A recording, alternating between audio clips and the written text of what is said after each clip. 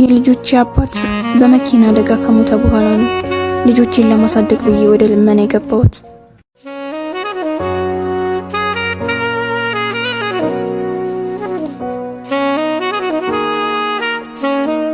በዚህ እድሜሽ ግን እንዴት ወደ ልመና ገባሽ? የልጆቼ አባት በመኪና አደጋ ከሞተ በኋላ ነው ልጆቼን ለማሳደግ ብዬ ወደ ልመና የገባሁት። አይዞሽ፣ ከዚህ በኋላ እኔ ሁሉንም ነገር አግዝሻለሁ። ምንም እንዳታስቢ። አይዞሽ። እሺ፣ በጣም አመሰግናለሁ ወንድሜ፣ በጣም ነው ማመሰግናለሁ።